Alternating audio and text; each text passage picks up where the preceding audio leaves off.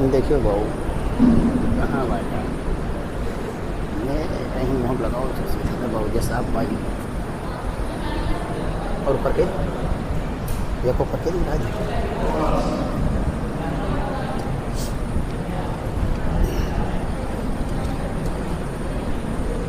بس السلام علیکم ورحمۃ اللہ وبرکاتہ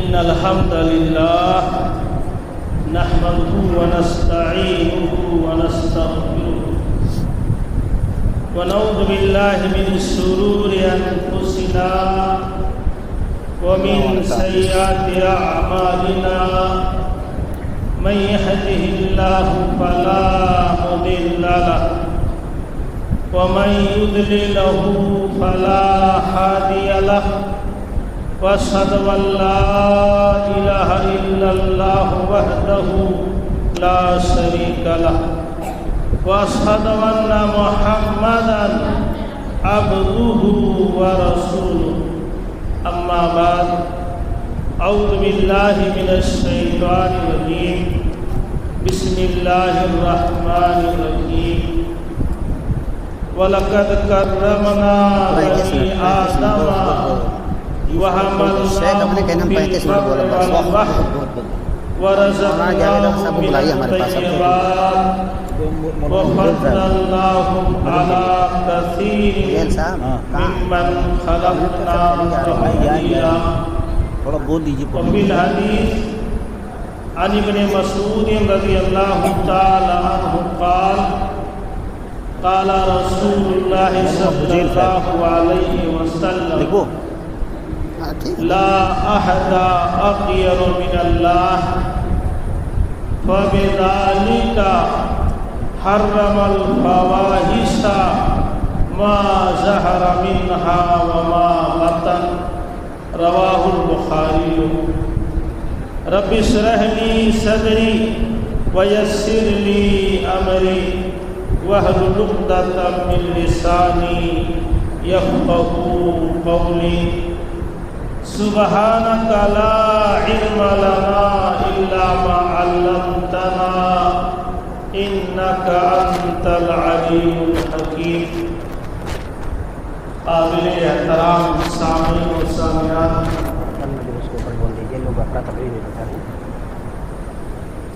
اللہ رب العالمین نے اس دنیا کے اندر بہت سی مخلوقات کو پیدا فرمایا اور ان جملہ مخلوقات میں انسان کو سب سے بہترین ساخت میں سب سے بہترین سانچے میں پیدا کیا، جیسا کہ خود اللہ تعالیٰ نے سورہ 3 کے اندر بیان فرمایا ہے لقد خلقنا الانسان فی احسن تقویم، ہم نے انسان کو سب سے بہترین سانچے میں پیدا کیا۔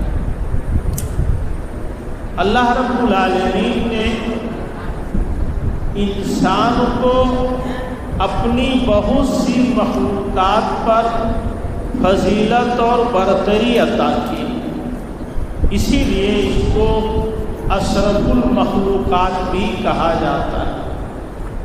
غالباً سورہ اسراء کی وہ 70 نمبر کی آیت جو اللہ تعالیٰ نے بیان فرمایا ہے وَلَقَدْ كَرَّمْنَا بَنِي آدَمَ وَحَمَلْنَاهُمْ فِي الْبَرِّ وَالْبَحْرِ وَرَزَقْنَاهُم مِّنَ الطَّيِّبَاتِ وَفَضَّلْنَاهُمْ عَلَىٰ كَثِيرٍ مِّمَّنْ خَلَقْنَا تَفْضِيلًا، اسی آیت سے استدلال کرتے ہیں۔ اللہ تعالیٰ نے بیان فرمایا ہے کہ ہم نے بنی آدم کو مکرم بنایا، ہم نے اس کو خشکی اور تری میں اس کو مسخر کر دیا، اس کے لیے ہم نے سوار کیا، اس کے لیے پاکیزہ روزی عطا کی اور اپنی بہت سی مخلوقات پر ہم نے ان کو فضیلت عطا کی۔ انسان کے افضل ہونے کے یا دوسری مخلوقات پر برتر اور برتری کی جو وجوہات ہیں ان میں ایک بنیادی وجہ ہے جو انسان کو بہت سی مخلوقات سے الگ کرتی ہے، وہ بنیادی وجہ ہے انسان کے اندر غیرت کا ہونا، حمیت کا ہونا، حیا اور شرم کا ہونا۔ یہ حیا اور شرم، یہ غیرت و حمیت یہ انسان کی فطرت میں داخل۔ اگر یہ غیرت، یہ حیا اور شرم انسان سے نکل جائے تو گویا آدمی کی یا انسان کی فطرت ہی بدل گئی۔ اگر حیا نہیں، شرم نہیں، غیرت نہیں، حمیت نہیں تو انسان ہی نہیں رہ گیا۔ تو یہ حیا اور شرم انسان کی فطرت کے اندر داخل۔ ہمارے دادا آدم اور دادی حوا علیہ السلام، آپ سب جانتے ہیں کہ اللہ تعالیٰ نے آدم کو پیدا فرمایا، پھر اس کے بعد حوا کو پیدا فرمایا، دونوں کو جنت کے اندر آباد کر دیا۔ کہا دونوں جنت میں جہاں چاہو رہو، جو چاہو کھاؤ پیو، ہاں لیکن وَلَا تَقْرَبَا هَٰذِهِ الشَّجَرَةَ، اس درخت کے قریب نہ جانا۔ آزادی ہے، کہیں بھی جاؤ رہو، جو چیز چاہو کھاؤ پیو، لیکن اس درخت کے قریب نہ جانا۔ قرآن کی کئی آیتوں میں اللہ تعالیٰ نے سورہ اعراف آیت نمبر 122 میں بیان کیا ہے، اور ایسے ہی سورہ طٰہٰ وغیرہ میں کہ شیطان نے آ کر کے ورغلایا، اپنے آپ کو خیر خواہ بنایا۔ دونوں شیطان کے بہکاوے میں آ گئے۔ اللہ نے بیان کیا ہے سورہ اعراف آیت نمبر 22 کے اندر، فَلَمَّا ذَاقَ الشَّجَرَةَ، جب دونوں نے درخت کو چکھ لیا، جب دونوں نے درخت کو چکھ لیا، بدت لہما سوآتہما واتفقا یخصفان علیہما من ورق الجنہ، دونوں کا پردہ کھل گیا، دونوں بے ستر ہو گئے۔ وہ لباس جو بھی رہا ہو، جنتی لباس کون سا لباس تھا، وہ لباس ہٹ گیا، ان کے پردے کی جگہیں ظاہر ہو گئی۔ دونوں شرم کے مارے جنت کے پتوں سے اپنے آپ کو چھپانے لگے، جبکہ وہاں آدم اور حوا کے علاوہ کوئی نہیں تھا، میاں اور بیوی کے علاوہ کوئی نہیں تھا، لیکن شرم کے مارے، آر کے مارے دونوں جنت کے پتوں سے اپنے آپ کو چھپانے لگے۔ تو یہ آر و شرم، یہ غیرت و حمیت، یہ انسان کی فطرت میں داخل، یہ انسانی تقاضا ہے کہ آدمی ہمہ وقت ہر گھڑی اپنے اندر غیرت و حمیت کو، آر و شرم کو برقرار رکھے۔ صحیح بخاری کی ایک روایت میں اللہ کے نبی بیان فرماتے ہیں کہ اللہ تعالیٰ نے غیرت کی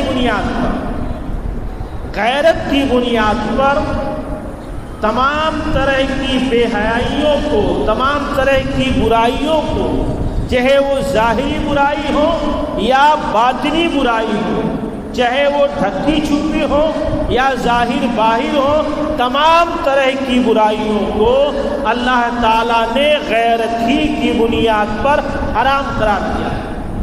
جب کوئی بندہ کوئی گناہ کرتا ہے، کوئی غلطی کرتا ہے، تو اللہ کو غیرت آتی ہے، اللہ کو غیرت آتی ہے۔ صحیح بخاری کتاب التفسیر میں اور ایسے ہی کتاب التوحید میں امام بخاری رحمہ اللہ نے عبداللہ ابن مسعود رضی اللہ تعالیٰ عنہ کی ایک روایت نقل کی۔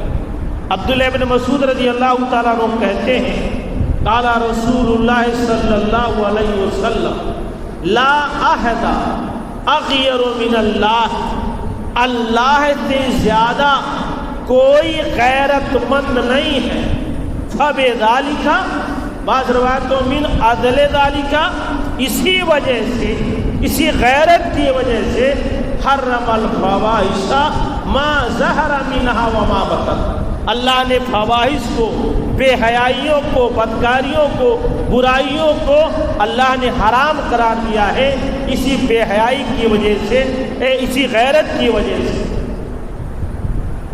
سورہ نور جو قرآن کی مشہور سورت ہے، سورہ نور میں جب یہ آیت نازل ہوئی کہ اگر کوئی آدمی اپنی بیوی کو کسی غیر مرد کے ساتھ دیکھ لے تو اس کے لیے ضروری ہے کہ وہ 4 گواہ لائے۔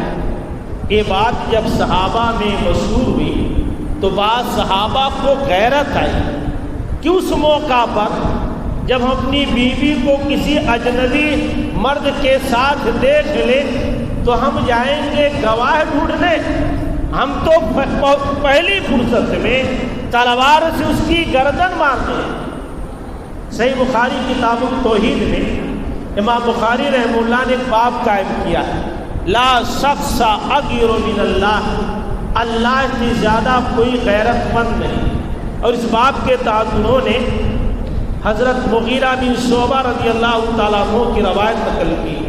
مغیرہ بن شعبہ رضی اللہ تعالیٰ عنہ کہتے ہیں، قال سعد بن عبادہ، سعد بن عبادہ رضی اللہ تعالیٰ عنہ نے کہا، لو رأیت رجلا مع امراتی لضربته بالسیف غیر مصبح، اگر میں اپنی عورت کو کسی اجنبی مرد کے ساتھ دیکھوں تو میں یقینی طور پر تلوار کی دھار سے اس کی گردن مار دوں گا۔ فبلغ ذلک رسول اللہ، حضرت سعد بن عبادہ کی یہ بات پورے صحابہ میں مشہور ہو گئی کہ سعد نے ایسی بات کہی، یہ بات نبی تک پہنچی تو اللہ کے نبی نے فرمایا، اتعجبون من غیرت سعد، تم سعد کی غیرت پر تعجب کرتے ہو، واللہ لأنا اغیر منہ، اللہ کی قسم میں سعد سے زیادہ غیرت مند ہوں، واللہ اغیر منی، اور اللہ تعالیٰ مجھ سے زیادہ غیرت مند ہے، ومن اجل غیرت اللہ، اور اللہ کسی غیرت کی وجہ سے اللہ تعالیٰ نے تمام طرح کی بے حیائیوں کو، تمام طرح کی برائیوں کو حرام قرار دیا۔ تو میرے بھائیوں، یہ فواحش، یہ برائیاں، یہ کلی طور پر، مکمل طور پر، چاہے وہ ڈھکی ہو چاہے وہ ظاہر ہو، کسی طرح بھی یہ جائز درست نہیں ہے، مکمل طور پر حرام۔ اور ان فواحش میں، ان بے حیائیوں میں سب سے خطرناک برائی، سب سے قبیح اور سنگین جرم یہ زنا کاری ہے، یہ بدکاری ہے۔ یہ تمام فواحش میں سب سے قبیح اور سنگین گناہ ہے، یہ زنا کاری اور بدکاری ہے۔ اللہ تعالیٰ نے زنا نہ کرنے کی بات نہیں کہی، بدکاری نہ کرنے کی بات نہیں کہی، بلکہ یہ کہا ہے کہ اس برائی کے قریب ہی نہ جاؤ، برائی نہ کرو، بدکاری نہ کرو، ایسا نہیں کہا ہے، کہا اس بدکاری کے، اس برائی کے قریب ہی نہ جاؤ۔ اللہ تعالیٰ نے سورہ اسراء آیت نمبر 32 کے اندر بیان کیا ہے، وَلَا تَقْرَبُوا الزِّنَا إِنَّهُ كَانَ فَاحِشَةً وَسَاءَ سَبِيلًا، زنا کے قریب نہ جاؤ، یہ بہت بڑی بے حیائی اور بہت برا راستہ ہے۔ جو آدمی ایک بار اس راستے پر چلا جائے پھر اس کی واپسی بہت مشکل ہو جاتی ہے، اور جو ایک بار چلا گیا اس کے پیچھے اس کا خاندان، بلکہ بسا اوقات کئی نسلیں اس سے متاثر ہوتی ہیں۔ اللہ نے کہا یہ بہت برا راستہ ہے۔ زنا یا بدکاری کتنا سنگین جرم ہے، یہ سمجھنے کے لیے آپ یہ اندازہ لگائیں کہ اگر کوئی آدمی کسی پاک باز کسی مومنہ عورت پر بے حیائی کا بدکاری کا الزام لگا دے تو یہی بہت بڑا سنگین جرم ہے، خالی الزام لگانا۔ صحیح بخاری کی مشہور روایت ہے، حدیث کے راوی حضرت ابو ہریرہ رضی اللہ تعالیٰ عنہ بیان کرتے ہیں، قال رسول اللہ صلی اللہ علیہ وسلم اجتنبوا السبع الموبقات، قالوا یا رسول اللہ وما ہن، اللہ کے رسول نے فرمایا اے صحابہ 7 ہلاک کرنے والی چیزوں سے بچو، اجتنبوا السبع الموبقات، 7 ہلاک کر دینے والی چیزوں سے بچو۔ صحابہ نے کہا اے اللہ کے رسول وما ہن، وہ 7 ہلاک کر دینے والی چیزیں کیا ہیں؟ اس میں سے اللہ کے نبی نے پہلے نمبر پر الشرک باللہ، اللہ کے ساتھ شرک قرار دیا۔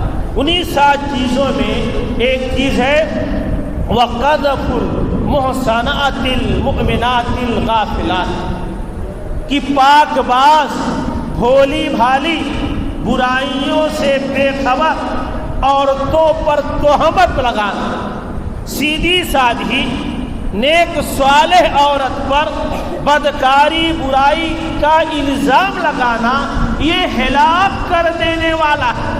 الزام لگانا، تہمت لگانا ہی یہ ہلاک کر دینے والا ہے، اور الزام لگانا یہ لعنت کا سبب بھی۔ اللہ تعالیٰ نے سورہ نور آیت نمبر 23 کے اندر بیان کیا ہے، ان الذین یرمون المحصنات الغافلات المؤمنات لعنوا فی الدنیا والآخرہ وَلَهُمْ عَذَابٌ عَظِيمٌ، جو لوگ پاک باز مومنہ عورتوں پر تہمت لگاتے ہیں، الزام لگاتے ہیں، یہ دنیا اور آخرت میں لعنت کیے گئے، یہ دنیا اور آخرت میں لعنت کیے گئے ہیں، ان کے لیے بہت بڑا عذاب۔ اللہ تعالیٰ نے سورہ نور ہی کے اندر آیت نمبر 4 میں بیان کیا ہے، والذین یرمون المحصنات ثم لم یأتوا بأربعۃ شہداء فاجلدوہم 80 جلدہ، جو لوگ پاک باز عورتوں پر الزام لگائے اور 4 گواہ نہ لائے، انہیں 80 کوڑے لگاؤ۔ یہ 80 کوڑے لگانا یا دنیا و آخرت میں لعنت قرار دیا جانا یا ایک کی ہلاکت کا سبب بننا، یہ ان لوگوں کے لیے ہے جو کسی پر بدکاری کا الزام لگائے۔ اب جو آدمی خود بدکاری کرے، جو مرد یا عورت خود یہ گناہ کرے، وہ کتنا بڑا مجرم ہوگا۔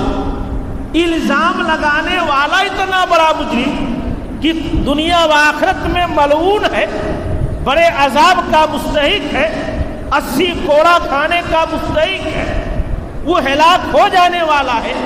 اب جو آدمی، جو مرد، جو عورت اس سنگین جرم میں ملوث یا لطپت ہے، وہ کتنے بڑے مجرم ہیں، وہ کتنی بڑی سزا کے حقدار ہیں۔ میرے بھائیوں، آپ بارہا سنے اور اچھی طرح سے جانتے ہیں کہ دنیا میں سب سے بڑا گناہ کون سا گناہ ہے؟ شرک ہے۔ شرک یہ سب سے بڑا گناہ ہے، لیکن مشرک آدمی کو دنیا میں رہنے کا حق ہے۔ شرک کرنے والے کو دنیا میں رہنے کا حق ہے، لیکن بدکاری کرنے والا، زناکاری کرنے والا اگر وہ شادی شدہ ہے تو اسے دنیا میں رہنے کا کوئی حق نہیں ہے۔ یہ اللہ کا حکم ہے کہ ایسے مرد کو، ایسی عورت کو علی رؤوس الاصحاب عوام الناس کے سامنے پتھر مار مار کر کے ہلاک کر دو تاکہ سماج میں ایسی غلطی ایسا گناہ پھر کوئی آدمی آئندہ نہ کرے۔ زانی کو بدکار کو دنیا میں رہنے کا کوئی حق نہیں، مشرک کو ہے لیکن زانی کو نہیں۔ اللہ تعالیٰ نے سورہ نور ہی کے اندر آیت نمبر 2 میں بڑی سخت بات کہی ہے، جہاں ان کے سزا کی بات کہی گئی ہے وہاں اللہ تعالیٰ نے یہ کہا ہے وَلَا تَأْخُذُكُمْ بِهِمَا رَأْفَةٌ فِي دِينِ اللَّهِ إِن كُنتُمْ تُؤْمِنُونَ بِاللَّهِ وَالْيَوْمِ الْآخِرِ، اگر تم اللہ پر اور آخرت پر ایمان رکھتے ہو، واقعی تم دیندار ہو، نمازی ہو، مسجد سے تمہارا تعلق ہے، اللہ اور آخرت پر ایمان ہے، تو ایسے گنہگاروں کو سزا دیتے وقت تمہیں رحم نہیں آنا چاہیے۔ اتنی سخت بات کہی میرے بھائیوں، ایک اتنی سخت تنبیہات کے باوجود بہت ساری برائیوں کی طرح یہ برائی بھی ہمارے معاشرے میں دن بدن بڑھتی جا رہی ہے۔ مسلم گاؤں میں، مسلم معاشرے میں یہ زناکاری بدکاری عام برائیوں کی طرح اس میں بھی دن بدن اضافہ ہو رہا ہے، اور سماج، ہم اور آپ نمازی حاجی انتہائی دیندار لوگ اس پر خاموشی اختیار کیے، تماشا دیکھ رہے ہیں۔ میرے بھائیوں، یہ بہت بڑا بھیانک جرم ہے، اور یہ خاموشی ہماری آنے والی نسلوں کو تباہ کر دے گی۔ یہ گناہ ایسا گناہ ہے، میں نے شروع میں بتایا کہ انسان اشرف المخلوقات، غیرت، حمیت اس کی فطرت میں داخل ہے۔ یہ کیسے اس گناہ کو، اس جرم کو اپنے گاؤں میں، اپنے بہو بیٹیوں میں گوارا کرتا ہے؟ وہ مخلوق جسے دنیا میں ذلت کا نشان سمجھا جاتا ہے، جسے حقیر سمجھا جاتا ہے، کون سی مخلوق ہے؟ سور اور بندر۔ بنی اسرائیل کو جب اللہ نے ہلاک کیا، ان کی صورتوں کو مسخ کیا تو ان کو سور اور بندر بنا دیا۔ یہ بندر مسخ شدہ قوموں میں وہی نہیں ہے، لیکن مسخ شدہ قوم ہے۔ بندر جیسی حقیر مخلوق، یہ اپنے درمیان اس نے اس گناہ کو گوارا نہیں کیا۔ میں آپ کو ایک واقعہ سناؤں۔ امام بخاری رحمہ اللہ نے صحیح بخاری کتاب و مناقب الانصار باب القسامۃ فی الجاہلیہ، کتاب و مناقب الانصار القسامۃ فی الجاہلیہ نے ایک روایت نقل کی۔ حدیث کے راوی حضرت عمر بن میمون ہے، تابعی، اس اعتبار سے روایت مقطوع۔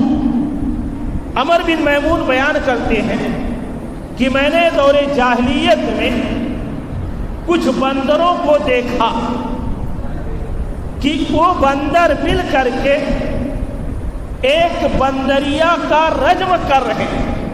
پھر اس کے بعد انہوں نے، حافظ ابن حجر رحمۃ اللہ نے اس واقعے کو فتح الباری میں تھوڑا تفصیل سے لکھا ہے۔ عمر بن میمون کہتے ہیں کنت فی الیمن فی غنم لاہلی، میں ملک یمن میں اپنے خاندان کی بکریاں چراتا تھا۔ راوی حدیث کہتے ہیں میں ملک یمن میں اپنے خاندان کی بکریاں چراتا تھا، بکریوں کو لے جاتا تھا، وادی میں چھوڑ دیتا، اپنے ٹیلے پر بیٹھ کر کے ان کی رکھوالی کرتا تھا۔ روزانہ کا میرا ایک معمول تھا۔ ایک دن ایسا ہوا کہ میں ٹیلے پر بیٹھ کر کے بکریوں کی نگرانی کر رہا تھا۔ فجاء قرد من قردۃ، حضرت فجاء قرد ما قردۃ، ایک بندر ایک بندریا دونوں ساتھ میں آئے، تھوڑی دیر بیٹھے، اس کے بعد بندر نے اس بندریا کے ہاتھ کو تکیہ بنا کر کے لیٹ گیا، اس کی آنکھ لگ گئی۔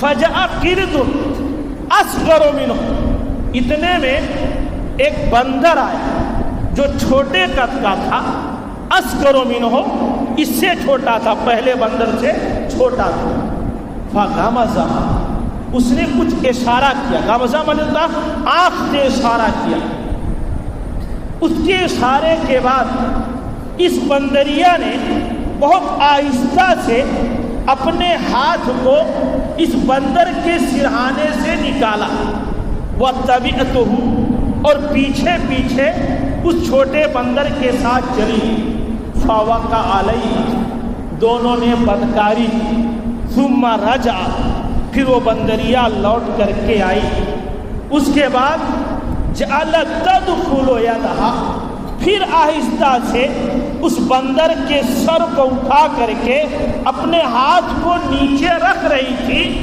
فَاسْتَيْقَظَ فَزَعَ، اچانک بندر کی آنکھ کھل گئی، وہ بیدار ہو گیا، فَسَمَّهَا، کچھ سونگھا، اسے کچھ بو محسوس ہوئی، فَصَاحَ، زور سے چیخا، زور سے چیخا، تھوڑی دیر میں کئی بندر اکٹھا ہو گئے، کئی بندر اکٹھا ہو گئے، فَجَعَلَ يَسِيحُ وَيُومِي إِلَيْهَا بِيَدِهِ، یہ بندر زور زور سے چیخ رہا تھا اور اس بندریا کی طرف ہاتھ سے اشارہ کر رہا تھا۔ تھوڑی دیر میں جو بندر اکٹھا تھے دائیں بائیں پھیل گئے، جیسے اس بندر کی تلاش کر رہے ہو جس بندر نے اس بندریا کے ساتھ بدکاری کی۔ فَجَأَوْا بِذَلِكَ الْقِرْدِ، تھوڑی دیر بعد اس بندر کو لے کر کے آئے، انا عارفہ، عمر بن میمون کہتے ہیں میں اس بندر کو پہچان رہا تھا، انا عارفہ، میں اس کو پہچان رہا تھا، وہی فَحَفَرُوا لَهُمَا، تمام بندروں نے مل کر ان دونوں کے لیے گڈھا کھودا، فَرَجَمُوهُمَا، ان بندروں نے کاٹ کاٹ کر کے ان دونوں کو مار ڈالا۔ عمر بن میمون کہتے ہیں ہم نے پہلی بار اپنی زندگی میں ابن آدم کے علاوہ دوسری مخلوق میں رجم دیکھا۔ میرے بھائیوں، بندر جیسی حقیر مخلوق اسے یہ گوارا نہیں کہ اس کی اپنی نسل میں، اس کے بیوی کے ہاں، اس کی اپنی فیملی میں ایسی برائی پائی جائے، اسے گوارا نہیں۔ یہ اشرف المخلوقات، اس وقت کا مسلمان حاجی نمازی آدمی یہ کیوں گوارا کیے ہوئے بیٹھا ہے؟ میرے بھائیوں، آپ کو اچھی طرح سے معلوم ہوگا، آج سے 30 سال 35 سال بلکہ اور بہت سال پہلے جب لوگوں کے پاس کھانے کے لیے اشیاء نہیں تھی، اچھے چاول نہیں تھے، پہننے کے لیے اچھے کپڑے نہیں تھے، رہنے کے لیے اچھا مکان نہیں تھا، گنوار تھے، گنوار جاہل تھے، لیکن غیرت میں، حمیت میں آپ سے لاکھ گنا اچھے تھے۔ وہ اگر گاؤں میں کوئی آدمی کسی کی بہن بیٹی کا ہاتھ پکڑ لیتا تو 10-5 لوگ بوڑھے اکٹھا ہو کر پنچایت کرتے تھے، اس بدبخت کو سزا دیتے تھے، گدھے پر بیٹھا کر کے، کالک پوت کر کے، سر چھلا کر کے گھماتے تھے۔ لیکن میں نہیں جانتا ہوں 20 سال سے 25 سال سے ایسا کوئی واقعہ ادھر سننے میں آیا ہو، جبکہ یہ برائی، یہ بدکاری آج ہر گاؤں میں پائی جاتی ہے۔ پہلے تو لوگ سنتے تھے، اب تو واضح طور پر بہت سے ایسے لوگ ہیں، آپ کے گاؤں میں بھی ہوں گے، آپ بھی جانتے ہوں گے کہ فلاں نے فلاں کو رکھا ہوا ہے، لیکن کسی کو ہمت نہیں ہوتی ہے کہ اس برائی کو ختم کیا جائے۔ بہت بھیانک، بہت سنگین جرم ہے میرے بھائی۔ اپنے تو اپنے، آج غیر بھی ہماری بہو بیٹیوں پر ڈاکہ ڈال رہے ہیں، ہماری بہن بیٹیاں غیروں کے ہاں جا کر کے عزت آبرو تو نیلام کرتی ہے، مرتد ہو رہی ہے، مرتد ہو رہی ہے۔ آپ اچھی مسجد بنا لو، ایک آدھ منزلہ اور کر لو، AC کولر لگا لو، تسبیح پڑھو تسبیح، لیکن بہتر یہ ہے پہلے اپنی بہو بیٹیوں کی حفاظت کرو، گھر کی پہرے داری کرو، چوراہا پر جانے کے بجائے وقت کو اپنے بھی بچوں میں لگاؤ تاکہ عزت آبرو برقرار رہے۔ آج کوئی آپ کو ووٹ نہیں دیتا ہے غیرت کی، 8 فٹ ایک بالش زمین کے لیے پتھرا تھانے پر نوگر کچہری میں پہنچ جاتے ہو، کوٹ کچہری میں پہنچتے ہو، من مقدمات قائم کرتے ہو، لیکن بہو بیٹیوں پر غیرت نہیں آتی۔ جو قوم اپنی بہو بیٹیوں پر غیرت نہ کرے وہ قوم مر چکی ہے۔ آپ لاکھ بلڈنگ بنانے، بڑی بڑی گاڑیوں پر چلے، اچھے اچھے لباس پہنے، 12 وجبن کھانا کھائیں شادی بیاہ میں، لیکن عزت کے معاملے میں، غیرت کے معاملے میں ہماری قوم بے حس ہو چکی ہے۔ یہ احساس جگانے کی ضرورت ہے۔ میرے بھائیوں، اگر آپ اجازت دیں تو ایک اور بات کہوں، یہ زنا، بدکاری، یہ ایک طرح سے قرض ہے، قرض۔ بعض سلف کا اس سلسلے میں قول ہے اور مشاہدات بتاتے بھی، واقعات بتاتے ہیں، یہ کلی طور پر 100% نہیں ہے، لیکن واقعات بتاتے ہیں کہ ضرور اس کا اثر ہوتا ہے کہ زنا ایک قرض ہے، قرض۔ غالباً امام شافعی رحمۃ اللہ علیہ کا شعر ہے کہ ان الزنا دین اذا اقرضته فکان الوفاء من اہل بیتک فعلنی، کہ زنا ایک قرض ہے، اگر آپ اس کو لوگے تو تمہارے گھر والوں کو ہر صورت میں ادا کرنا ہی پڑے گا۔ اگر آپ کسی کی بہن بیٹی کے ساتھ یہ کرو گے تو تمہاری بہن بیٹی کے ساتھ کیا جائے گا۔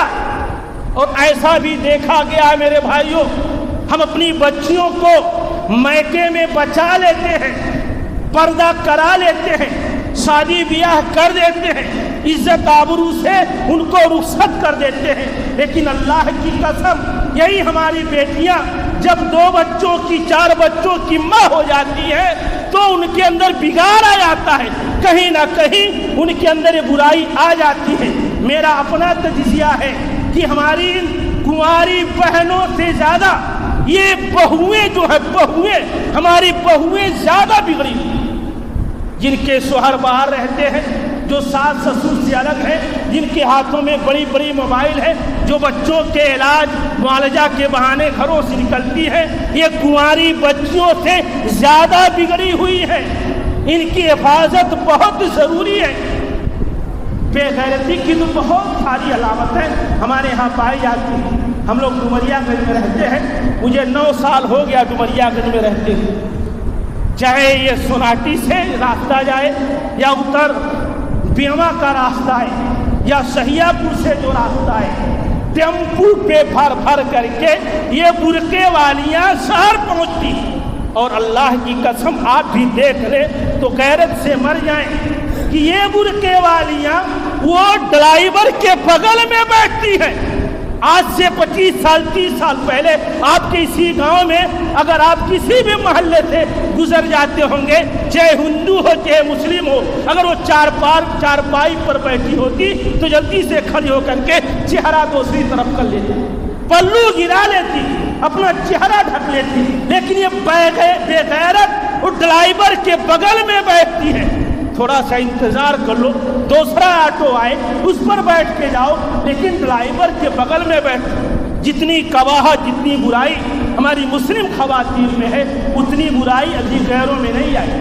غیر کیسے بھی رہے، ہمارا موازنہ ان سے نہیں، لیکن آپ کتاب و سنت کی حامل ہیں، آپ دیندار گھرانے سے تعلق رکھتی ہیں، اپنے آپ کو مومنہ مسلمان کہتی ہیں، کیسے یہ گوارا کرتی ہیں؟ تو زنا کاری، بدکاری جہاں ایک سنگین جرم ہے، وہاں ایک قرض بھی ہے، ایک قرض بھی ہے۔ تفسیروں میں ایک تفسیر ہے، تفسیر روح المعانی، علامہ آلوسی رحمۃ اللہ علیہ، یہ 13ویں صدی کے مفسر ہے، 1270 ہجری میں ان کی وفات ہوئی ہے، یہ 1444 کچھ چلا، 2 صدی ہجری پہلے کے یہ مفسر ہے۔ کئی جلدوں میں، تقریباً 31 جلدوں میں ان کی تفسیر ہے، تفسیر روح المعانی۔ اس کے 15ویں حصے میں انہوں نے ایک واقعہ نقل کیا کہ ایک بادشاہ سے ذکر کیا گیا کہ اس گناہ کا اثر پڑتا ہے، ایک طرح سے یہ گناہ ایک قرض ہے، تو بادشاہ نے تسلیم نہیں کیا، کہ ایسے کیسے ہو سکتا ہے؟ گناہ کوئی اور کرے سزا کسی اور کو ملے. ان لوگوں نے بتایا نہیں ایسا ہوتا ہے. قرآن حدیث میں نہیں ہے لیکن واقعات مشاہدات بتاتے ہیں کہ ایسا ہوتا ہے. تو علامہ آلوسی نے لکھا ہے کہ بادشاہ نے آزمانا چاہا کہ چلو دیکھوں واقعی اس میں صداقت ہے کہ نہیں. بادشاہ کے پاس ایک بیٹی تھی، بالغ بیٹی، کبھی باہر نہیں نکلی تھی.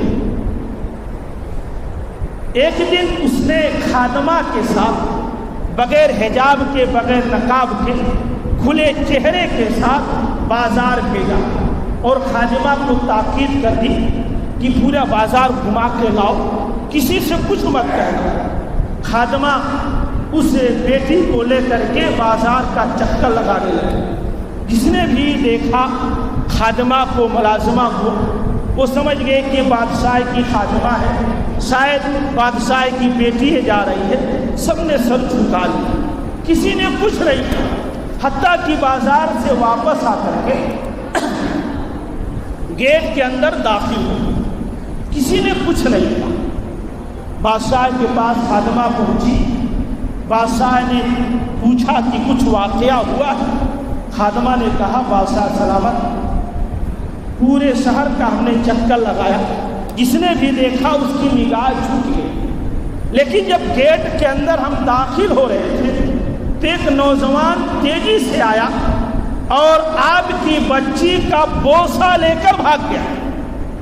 علامہ آلوسی نے لکھا ہے کہ بادشاہ فوراً سجدے میں گر پڑا، کہا اللہ کی قسم میں نے اپنی زندگی میں یہی ایک گناہ کیا تھا، ایک اجنبیہ کا بوسہ لے لیا تھا، اسی کی سزا اللہ تعالیٰ نے میری بچی کو دیا.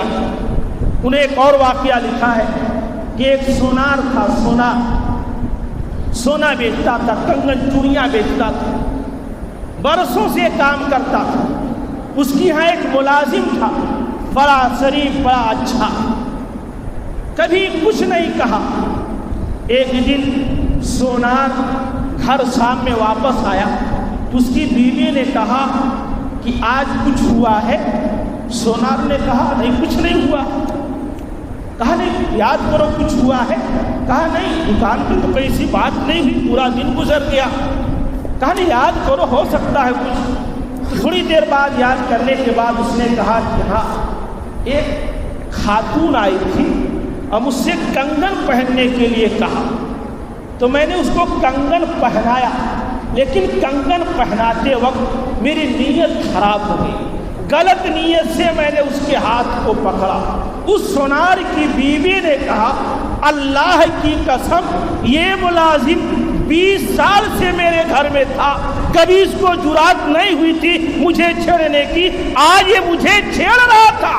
شاید تمہاری اسی غلطی کی بنیاد پر یہ مجھے چھیڑ رہا تھا.